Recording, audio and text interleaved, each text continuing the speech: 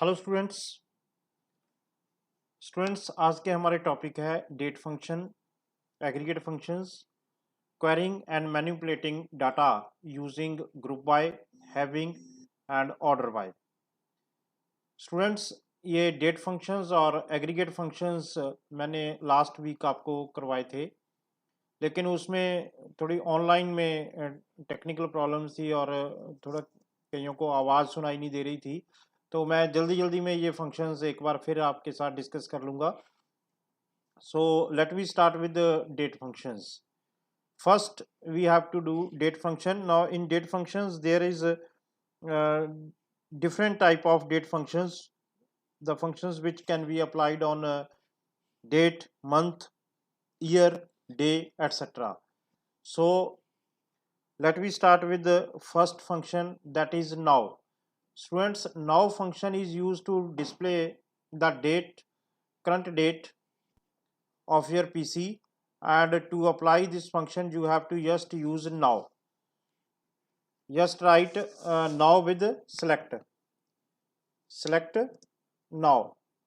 Students, as you can see on screen, it will display current time with date.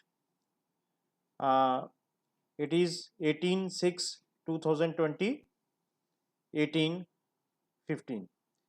It is displaying the current time. Now, second date function is date, select date. Now students, in this function you have to pass parameter with date function. You have to pass date in YYY, MM and DD format. YYY is year in 4 digits, so you have to write 202020, then month,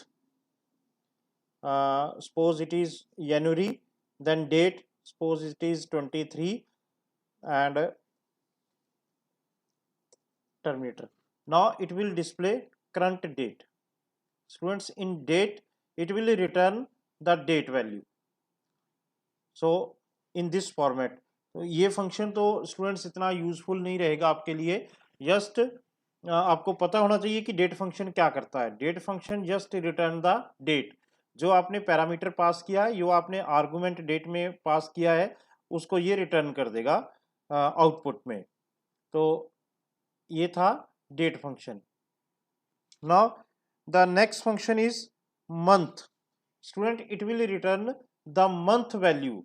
अब students, जैसे मैंने पिछली example में यहाँ पे month दिया है 01, तो ये अगर मैं इस फंक्शन के साथ डेट की जगह यहाँ पे मंथ लिख दूँ तो ये मंथ रिटर्न करेगा। इस डेट में जो मंथ है दैट इज 1, तो ये उसकी वैल्यू रिटर्न कर देगा। Month is 1। अब आप स्क्रीन पे देख सकते हैं मंथ इज 1 1 आ रहा है वहाँ पे, तो फर्स्ट मंथ है, इट मीन जनवरी। ओके, तो स्टूडेंट्स, अगर आप किसी टेबल के ऊपर ये फंक्शन अप्लाई करोगे तो उस टेबल के उस फील्ड से, वो डेट टाइप फील्ड होना चाहिए जिसमें आप ये आर्गुमेंट पास करोगे, तो उसकी वैल्यू रिटर्न करेगा ये। सपोज मैं यहाँ पे एग्जांपल ले लेता हूँ एम्प्लॉय टेबल की। Let me see the data of employee table.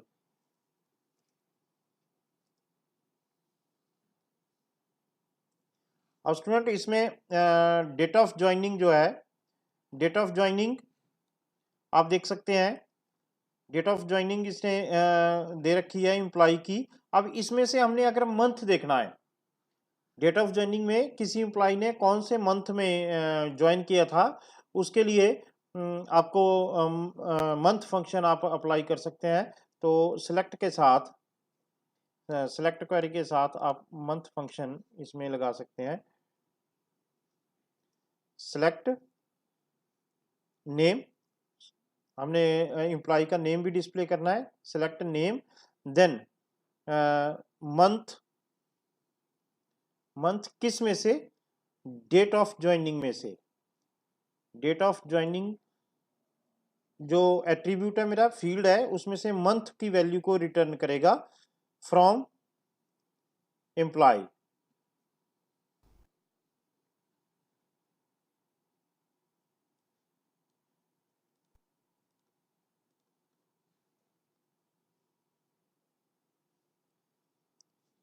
अब स्टूडेंट इसमें आप आउटपुट में देख सकते हैं, मैंने इसमें नेम डिस्प्ले करवाया एम्प्लॉय का, और साथ में जो उसकी डेट ऑफ ज्वाइनिंग है उसका मंथ मैंने लेना है। तो उसके लिए मैंने ये क्वेरी लिखी, select name comma month of date of joining. मैंने वो एट्रीब्यूट जो है वो पूरे का पूरा फील्ड नेम जो है उसको एज ए पैरामीटर पास कर दिया इसमें फ्रॉम एम्प्लॉय। तो उन एम्प्लॉयज़ की ये मंथ बता रहा है कि कौन से मंथ में इन एम्प्लॉयज़ ने ज्वाइन किया है। तो स्टूडेंट्स आपको ये फंक्शन समझ आ गया होगा। नेक्स्ट फंक्शन है हमारा मंथ नेम। अब अगर आपने यहाँ पे जैसे 11 है, 11 डिस्प्ले नहीं करना है, आपने नवंबर डिस्प्ले करना है, 1 की जगह आपने जनवरी डिस्प्ले करना है, तो आप इसके लिए मंथ नेम फंक्शन अप्लाई कर सकते हैं। सिलेक्ट मंथ की जगह मंथ नेम लिख दो, select month name from employee. तो स्टूडेंट्स अब आप देख सकते हैं कि इसने उसी आउटपुट को, वहां पे पहले डिजिट्स में वैल्यू थी, अब जो वैल्यू है वो इसने करेक्टर टाइप वैल्यू दे दी, और उसमें जो है ये नवंबर, जनवरी, जनवरी, जनवरी, जनवरी और मई डिस्प्ले कर रहा है। तो जिस मंथ में एम्प्लॉय ने ज्वाइन किया है उसको न्यूमेरिक में डिस्प्ले ना करके मंथ नेम जो है वो अल्फाबेट्स में डिस्प्ले कर रहा है। तो मंथ नेम फंक्शन भी आपको समझ आ गया होगा। नेक्स्ट फंक्शन है इसमें ईयर। अब स्टूडेंट्स जैसे हमने मंथ को यूज किया वैसे हम ईयर को यूज कर सकते हैं। तो यहाँ पे आप मंथ नेम की जगह ईयर लिख दो। सपोज हमने ईयर रिटर्न करना है कि एम्प्लॉय ने कौन से ईयर में ज्वाइन किया था, तो हमने यहाँ पे लिख दिया year of date of joining. तो इसमें डेट ऑफ ज्वाइनिंग का इसने ईयर जो है वो रिटर्न कर दिया। स्टूडेंट्स यहाँ पे ईयर डिस्प्ले कर रहा है कि कौन से एम्प्लॉय ने कौन से ईयर में ज्वाइन किया था, तो उसके नेम के साथ मैंने उसका ईयर डिस्प्ले करवा दिया। नेक्स्ट है डे। अब एम्प्लॉय ने कौन से डे को, मंथ के कौन से डे को ज्वाइन किया था। अब ऑब्वियसली स्टूडेंट्स जो वहाँ पे डेट होगी वही डे है उस मंथ का। मान लो 23rd को ज्वाइन किया तो 23rd डे होगा। तो इसको भी आप इस तरह से देख सकते हैं। यहाँ पे हम ईयर की जगह डे फंक्शन लगा देंगे। तो डे फंक्शन हमने लगाया तो ये डे रिटर्न करेगा डेट ऑफ ज्वाइनिंग में से।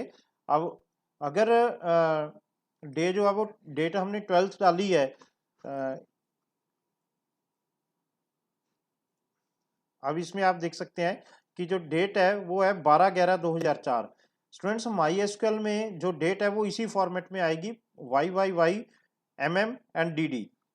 अगर आप इसकी एंट्री भी करोगे, जब इंसर्ट करोगे ये डाटा, तो आप इसी फॉर्मेट में डालोगे जैसे आप स्ट्रिंग को डालते हैं डबल कोटेशन के अंदर। वैल्यूज जो है वो इसी फॉर्मेट में आप इसमें एंटर करोगे। तो 12/11/2004 जो इसमें वैल्यू दे रखी है, तो 12 is the day, 12th is the day, 11th is the month and 2004 is the year.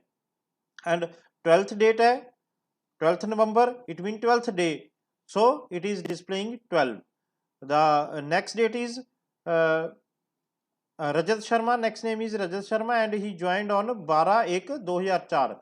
It means 12th जनवरी 2004 को इसने ज्वाइन किया था, तो उसकी डेट जो है वो डे भी 12th रिटर्न कर रहा है।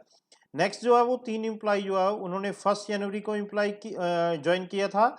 रमन गुलेरिया ने 1 जनवरी 2000 को ज्वाइन किया, सुमन मेहता ने 1 जनवरी 2009 को ज्वाइन किया, और सीमा शर्मा ने 1 जनवरी 2005 को ज्वाइन किया। तो उनकी ज्वाइनिंग का जो डेट है वो 1 आ रही है, तो 1 ही ये डिस्प्ले कर रहा है यहाँ पे। नेक्स्ट रमन शर्मा है, उसने 6 मई को ज्वाइन किया 2004 को, तो डे जो बन रहा है वो 6th डे ही बन रहा है उस मंथ का, तो इसने 6th रिटर्न कर दिया। तो स्टूडेंट्स आपको ये फंक्शन समझ आ गया होगा कि डे जो है वो क्या करेगा। नेक्स्ट जो आपके सिलेबस में फंक्शन है दैट इज डे नेम। अब ये डे का, जैसे मंथ का नेम बता रहा था अल्फाबेट्स में, अब ये डे का नेम बताएगा। तो यहाँ पे हम डे की जगह डे नेम कर देंगे। डे नेम कर दिया तो उसने बता दिया कि जो एम्प्लॉय राघव शर्मा था उसने 12 नवंबर 2004 को ज्वाइन किया। 12 नवंबर 2004 को फ्राइडे था। 12 नवंबर 2004 को फ्राइडे था, तो ये फ्राइडे रिटर्न कर रहा है। नेक्स्ट जो रजत शर्मा उसने 12 जनवरी 2004 को ज्वाइन किया था, तो उस दिन मंडे था, कैलेंडर के अकॉर्डिंगली मंडे था, तो मंडे रिटर्न कर रहा था। और 1 जनवरी 2000 को रमन गुलेरिया ने ज्वाइन किया था, तो उस दिन सैटरडे था। तो ये जो डेट्स के अकॉर्डिंगली जो डे बन रहा है उस मंथ का, वो डे रिटर्न कर रहा है। तो डे नेम भी आपको समझ आ गया होगा। तो ये हमारे थे डे फंक्शन। नेक्स्ट स्टूडेंट्स हमारे हैं aggregate functions. Aggregate functions are applied on multiple rows. The functions which are applied on multiple rows and generate a single value. Multiple rows के ऊपर जब हम किसी फंक्शन को अप्लाई करते हैं और वो सिंगल वैल्यू रिटर्न करता है, उसको हम बोलते हैं एग्रीगेट फंक्शंस। अब जैसे मैक्सिमम वैल्यू निकालनी है हमने, तो उसमें मैक्स फंक्शन एग्रीगेट फंक्शन होगा। मिनिमम वैल्यू निकालनी है तो मिन जो है वो एग्रीगेट फंक्शन होगा। इसी तरह से एवरेज है, सम है, काउंट है और काउंट स्टार है। ये जो फंक्शंस है स्टूडेंट्स, ये सारे एग्रीगेट फंक्शंस है। तो इनको हमने अपने टेबल के ऊपर एक रिलेशन के ऊपर किस तरह से आपने अप्लाई करना है, हम उसको प्रैक्टिकली अभी देख लेते हैं। तो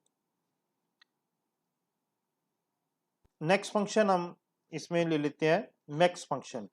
तो मैक्स फंक्शन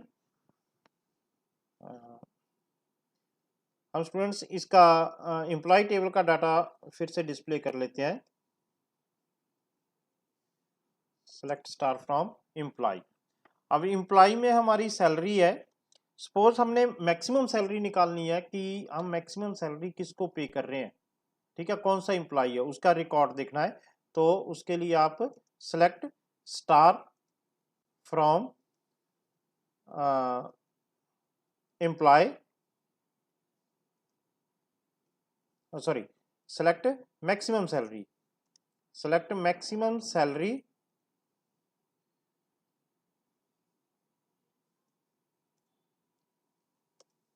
फ्रॉम एम्प्लॉय। तो एम्प्लॉयज में मैक्सिमम सैलरी जो है 20,500 हम पे कर रहे हैं। 20,500 हम पे कर रहे हैं मैक्सिमम सैलरी अपने एम्प्लॉयज को। तो नेक्स्ट अगर मैंने उसका नेम भी देखना है तो मैंने उसके साथ नेम लिख दिया, select name maximum salary from employ.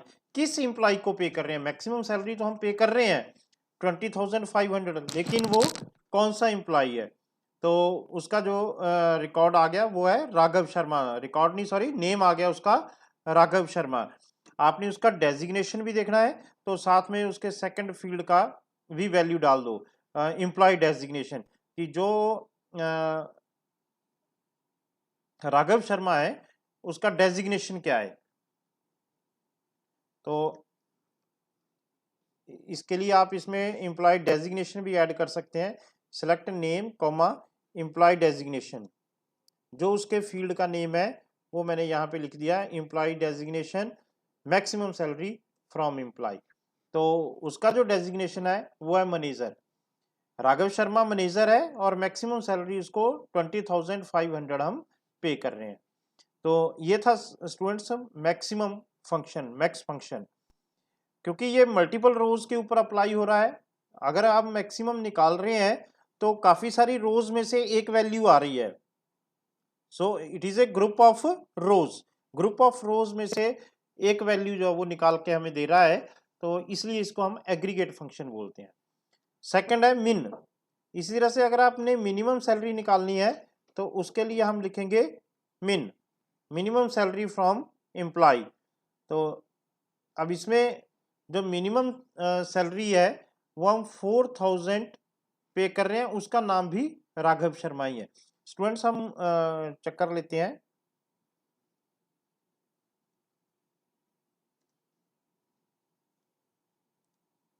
Next function students minimum है, मिनिमम सैलरी हमने निकालनी है। तो उसके लिए हम एग्रीगेट फंक्शन मेन लगा देंगे select minimum salary from employee. Employee table में हम मिनिमम सैलरी कितनी पे कर रहे हैं वो है 4000। तो स्टूडेंट्स अगर आपने उसका नेम डिस्प्ले करना है कि किसको पे कर रहे हैं तो उसके लिए क्वेरी थोड़ी सी डिफरेंट हो जाएगी। तो उसमें हमें सब क्वेरी लगानी पड़ेगी क्योंकि पहले हमने मिनिमम सैलरी निकालनी है और वो किसको पे कर रहे हैं उसका नेम डिस्प्ले करना है। तो मैंने यहाँ पे लिख दिया सेलेक्ट नेम फ्रॉम एम्प्लॉय, जा select name comma salary, salary भी हम डिस्प्ले कर लेते हैं salary name comma salary from employee where salary is equal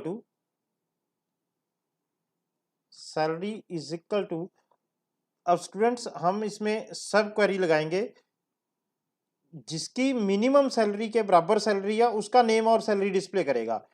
students इस क्वेरी को आपको समझना होगा कि इसमें हम क्या लिख रहे हैं कि हमने सैलरी निकालनी है पहले, तो where salary is equal to minimum salary होगी। तो उसके लिए हमने सब क्वेरी लगा दी select minimum salary from employ table की मिनिमम सैलरी हम निकाल लेंगे और उस सैलरी के बराबर जिसकी सैलरी होगी उसका नेम और सैलरी डिस्प्ले कर देगा। स्टूडेंट इसको बोलते हैं सब क्वेरी। हमने कंडीशन में सब क्वेरी लगा दी और जो ये सब क्वेरी वैल्यू रिटर्न करेगी मिनिमम सैलरी उस टेबल की उसके इक्वल जिसकी सैलरी होगी उसका नेम और सैलरी डिस्प्ले कर देगा। तो उसमें जो मिनिमम सैलरी आ रही है वो सीमा शर्मा की है और वो 4000 है। अब अगर आपने उसका डेजिग्नेशन भी देखना है तो इसके साथ आप एम्प्लॉय डेजिग्नेशन भी लगा दो, select name comma employ designation comma salary from employee. तो सीमा शर्मा है वो उसका डेजिग्नेशन पीएन है और मिनिमम सैलरी जो है वो 4000 हम पे कर रहे हैं जो कि सीमा शर्मा की है। तो स्टूडेंट्स इस तरह से आप मिनिमम सैलरी निकाल सकते हैं, मिन फंक्शन को आप अप्लाई कर सकते हैं। सिंपल सी बात है, एक ग्रुप में से हमने मिनिमम वैल्यू निकालनी है तो मिन फंक्शन आप अप्लाई कर सकते हैं। ये डिपेंड करता है कि क्वेरी किस तरह से पूछी हुई है, आपने कैसे लगानी है वो आपने खुद उसमें देखना है कि क्वेरी कैसे लगेगी। अब मेरे को क्वेरी मिली है कि हमने मिनिमम सैलरी जिसको पे कर रहे हैं उसका नेम और उसका डेजिग्नेशन डिस्प्ले करना है। तो मैंने उसके लिए क्या किया, मैंने क्वेरी बना ली select name comma employ designation comma salary from employ. मैंने इसमें से देखना कि मिनिमम सैलरी है कितनी है, वो वैल्यू मैंने सैलरी में पुट कर दी, where salary is equal to minimum salary के बराबर, तो वो मिनिमम सैलरी डिस्प्ले कर देगा। नेक्स्ट इसमें है एग्रीगेट फंक्शन एवरेज सैलरी कितनी हम पे कर रहे हैं। तो एवरेज निकालने के लिए हम एवरेज फंक्शन यहाँ पे लगा देंगे select average salary from employ table में हम एवरेज सैलरी कितनी पे कर रहे हैं। स्टूडेंट आप स्क्रीन पे देख सकते हैं कि हम एवरेज सैलरी जो है वो 10,500 पे कर रहे हैं। जो हमारी एवरेज सैलरी बन रही है वो 10,500 बन रही है। टोटल सैलरी देखनी है तो आप सम कर दो, टोटल सैलरी कितनी हम पे कर रहे हैं, सम ऑफ सैलरी टोटल जो है 52,500 हम अपने एम्प्लॉइज को सैलरी पे कर रहे हैं। और अगर हम एवरेज देखें तो 10,500 एवरेज सैलरी होगी हमारी एम्प्लॉय की। तो ये हमारा सम और एवरेज फंक्शन था। स्टूडेंट नेक्स्ट फंक्शन हमारा है count. This function is use to count the number of entities.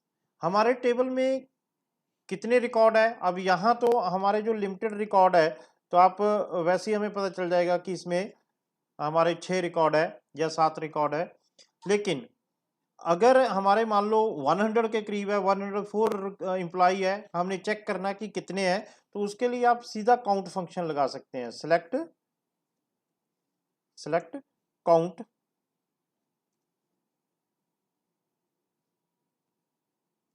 From employ, sorry, select count star. सारी रोज को अगर आपने करना है तो यहाँ पे स्टार लगाना पड़ेगा, काउंट स्टार फ्रॉम एम्प्लॉय। तो इसमें हमारे 6 रिकॉर्ड है। अब स्टूडेंट काउंट के साथ हम यहाँ पे हम किसी फील्ड का नाम भी दे सकते हैं, एम्प्लॉय। अब यहाँ पे ये एम्प्लॉय हमें जब हमने काउंट सैलरी किया तो 5 कर रहा है, लेकिन ऊपर जो है काउंट स्टार जब मैंने किया तो ये 6 कर रहा है। उसका क्या कारण है, वो स्टूडेंट्स आप देख सकते हैं कि जो मैंने 106 एम्प्लॉय नंबर है उसकी सैलरी नल है। इट मीन कि जब हम काउंट जो है किसी एट्रीब्यूट के ऊपर लगाते हैं, किसी फील्ड के ऊपर हम काउंट मेथड लगाते हैं, तो उसमें जो नल वैल्यूज है उसको वो काउंट नहीं करता है। टोटल रिकॉर्ड में वो काउंट कर रहा है। जब हम मैंने स्टार लगाया कि टोटल रिकॉर्ड कितने हैं, वो 6 दिया उसने। जब मैंने काउंट सैलरी किया तो सैलरी में जो मैंने वैल्यूज डाली है सैलरी वाले फील्ड में, वो मैंने 5 में ही डाली है। 6 जो है वो मेरा 6 फील्ड जो है वो नल है। आप देख सकते हैं जो 6 फील्ड है वो नल वैल्यू है, इसलिए ये उसको डिस्प्ले नहीं कर रहा है। 6 वाला नल है, तो इसने 5 में मैंने डाटा डाला है तो ये 5 डिस्प्ले कर रहा है। यहाँ पे स्टूडेंट पेपर में जो क्वेरी आती है, क्वेरी इसी तरह से आती है कि what value count will return.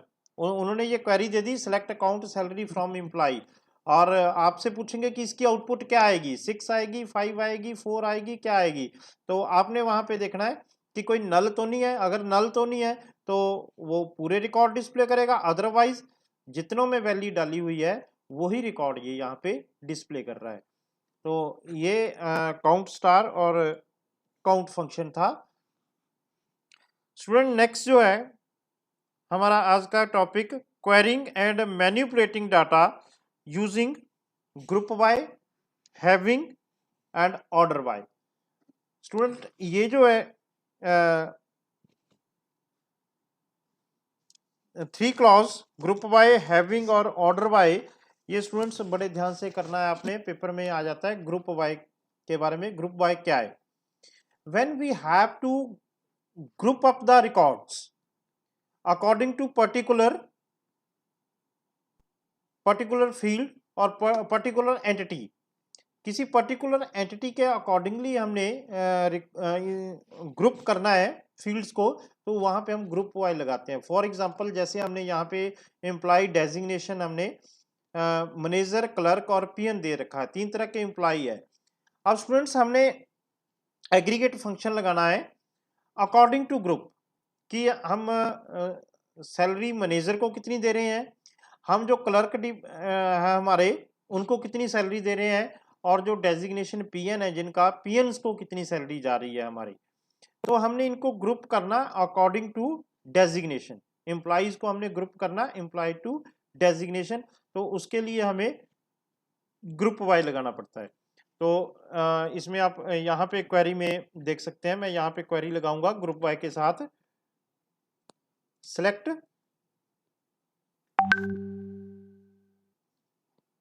Employ designation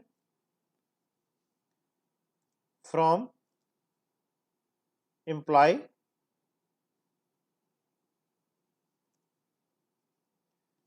group by. मैंने एम्प्लॉय डेजिग्नेशन के अकॉर्डिंगली ही मैंने ये चेक करना है कि कितनी तरह के डेजिग्नेशंस है। Group by employee designation, sorry, from employ group Y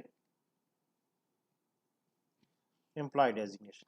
अब स्टूडेंट्स आप इसमें देख सकते हैं कि मेरे पास जो एम्प्लॉय है वो 3 तरह के एम्प्लॉय है, मैनेजर है, क्लर्क है और पीएन है।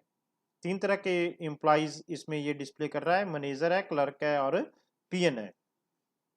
तो मैंने उसके लिए सिंपल क्वेरी लिखी, select employee designation from employ group by employ designation. कितनी तरह के एम्प्लॉइज है वो मैंने डिस्प्ले किया।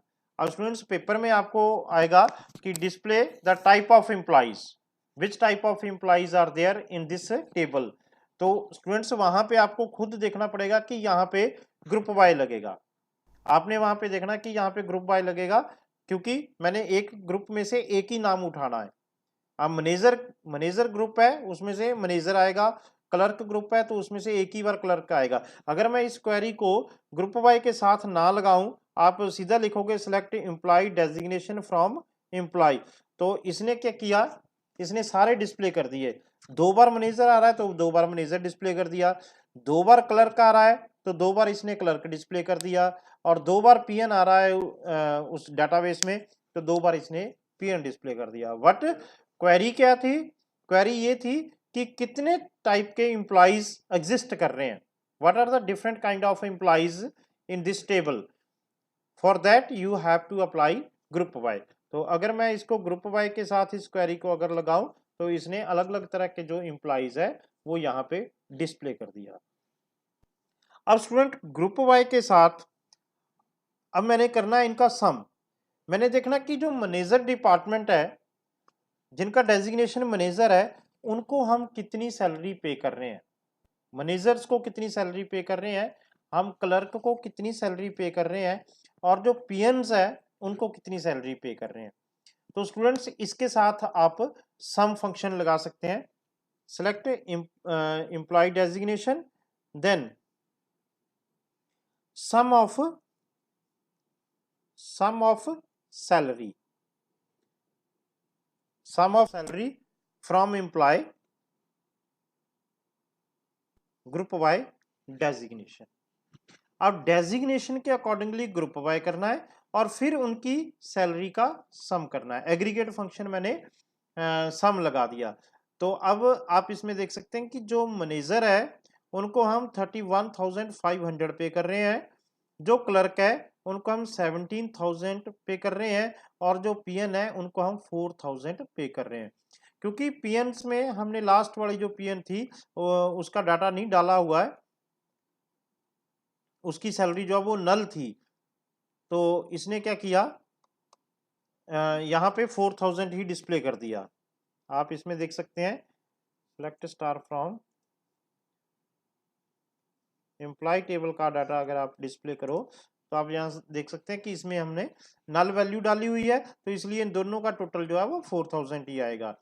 उसके ऊपर क्लर्क जो है वो उनका 8,000 और 9,000 है, तो 17,000 उनका टोटल डिस्प्ले कर रहा है।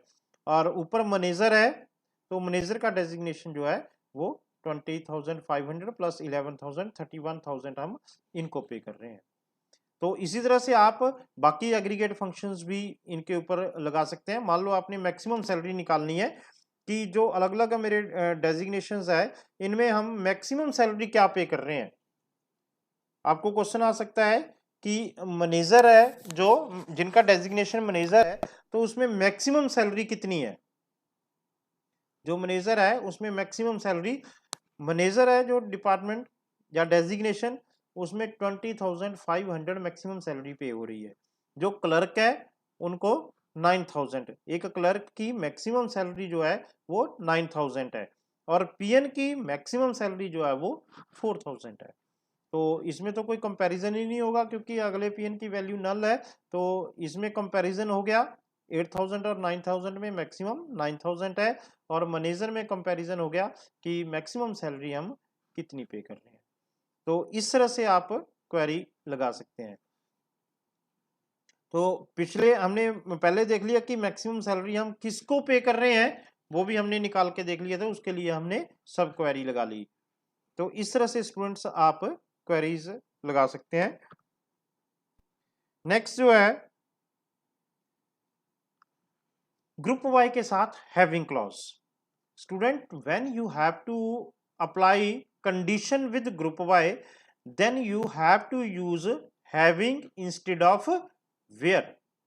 आपने पहले देखा होना कि जब हमने कहीं पे कोई कंडीशन अप्लाई करनी है देन वी यूज वेयर।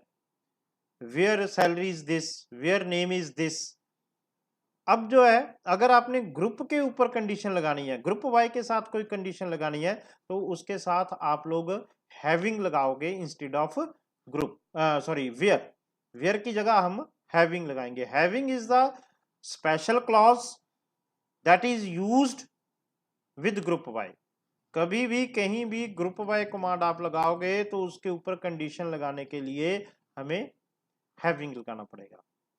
मान लो मैंने ग्रुप वाई लगाना है, मैंने उनकी सैलरी जो है, सैलरी का सम करना है, और मैंने डिस्प्ले करना है जिनका सम 20,000 से अबव जा रहा है, उन्हीं की सैलरी डिस्प्ले करनी है जिनकी सैलरी का सम, जिस डेजिग्नेशन की सैलरी का सम 20,000 से ज़्यादा है, मैंने वो देखने हैं।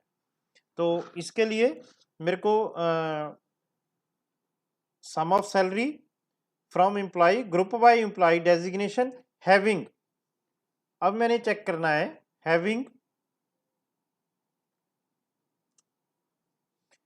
Having sum of salary, sum of salary is greater than 20,000। अब स्टूडेंट्स इस क्वेरी में आप देखो कि जो मैनेजर डेजिग्नेशन है उसमें जो इस डेजिग्नेशन की सैलरी जो है वो 31,500 है, जो कि 20,000 से ज़्यादा है। पहले हमने क्वेरी लगाई थी, अगर हम विदाउट इसके क्वेरी लगाएं, विदाउट हैविंग, तो आउटपुट जो आएगी वो ये आउटपुट आएगी। अब मैंने लिखा कि select employee designation and sum of salary from employ group by employ designation. अब ग्रुप वाई किया अकॉर्डिंग टू एम्प्लॉय डेजिग्नेशंस, उनकी सैलरी का सम कर दिया, तो ये सबकी सैलरी का सम हो गया। लेकिन ऊपर मैंने हैविंग लगा दिया, मैंने सिर्फ उनका ही देखना है, उस डेजिग्नेशन की सैलरी देखनी है जिनकी 20,000 से ज़्यादा बन रही है। तो मैंने ग्रेटर देन 20,000 लगा दिया, sum of salary, where sum of salary is greater than 20,000। But यहाँ पे मैंने वेयर नहीं लगाया, यहाँ पे मैंने हैविंग क्लॉज लगाया। यहाँ पे मैंने लिखा है having sum of salary is greater than 20,000। तो स्टूडेंट्स आपने याद रखना है कि कहीं भी ग्रुप वाई के साथ अगर हमें कंडीशन लगानी पड़ती है तो वहां पे हम हैविंग क्लॉज को यूज करते हैं। Having is specially use with group by. यहाँ पे कंडीशन लगनी है तो हैविंग लगाओगे आप। तो आपको ये स्टूडेंट समझ आ गया होगा कि हैविंग क्लॉज हमने किस तरह से यूज करना है। स्टूडेंट नेक्स्ट है order by. Order by clause आपने पहले भी यूज किया है, you know order by is use to display data in a order and there is two orders, ascending order और डिसेंडिंग ऑर्डर। असेंडिंग ऑर्डर में data display करना है या डिसेंडिंग ऑर्डर में डाटा डिस्प्ले करना है। तो ये ग्रुप वाई के साथ भी आप ऑर्डर लगा सकते हैं। अब जैसे हमने यहाँ पे लिखा है कि सैलरी मैंने अकॉर्डिंग टू डेजिग्नेशन के असेंडिंग या डिसेंडिंग ऑर्डर में डिस्प्ले करना है। तो group by employee designation, then order by, order by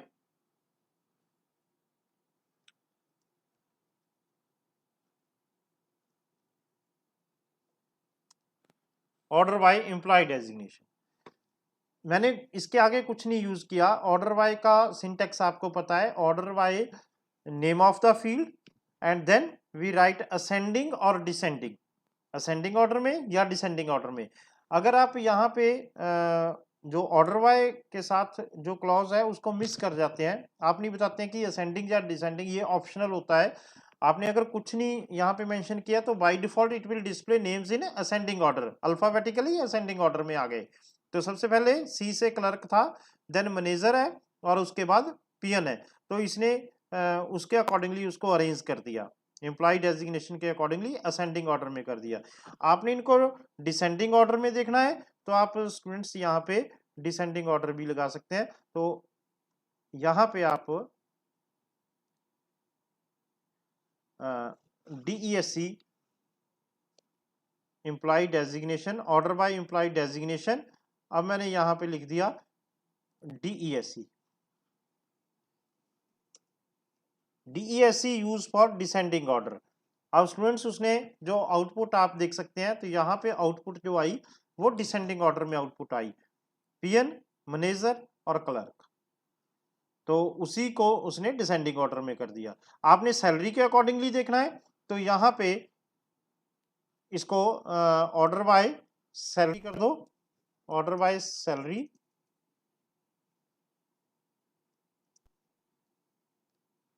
order by salary. आप कुछ नहीं लिख रहे हो तो सैलरी के अकॉर्डिंगली असेंडिंग ऑर्डर में 4000, 17,000, 31,500। तो सैलरी के साथ मैंने कुछ भी नहीं यूज किया, ना असेंडिंग लिखा ना ये डिसेंडिंग लिखा, तो by default it will display in ascending order. आप इसको डिसेंडिंग में डिस्प्ले करना चाहते हैं तो यहाँ पे आप डिसेंडिंग दे दो, order by salary in descending order, तो ये डिसेंडिंग ऑर्डर में सैलरी को डिस्प्ले कर देगा। तो अब इसने इसको डिसेंडिंग ऑर्डर में डिस्प्ले कर दिया। तो स्टूडेंट्स ये थे हमारे कुछ क्लॉज, स्पेशल क्लॉज जो हम यूज करते हैं, group by, having and order bye. Next students हमारे ऑपरेशंस ऑन रिलेशंस है, हम नेक्स्ट लेक्चर में उसको डिस्कस करेंगे। तो इससे रिलेटेड आपकी जो भी क्वेरीज होगी आप पर्सनली मेरे को कॉल करके पूछ सकते हैं, कभी भी आप मेरे को कॉल कर सकते हैं, कोई भी आपका इशू हो इन क्वेरी से related. So in next week we will discuss operations on relations. Okay, thank you.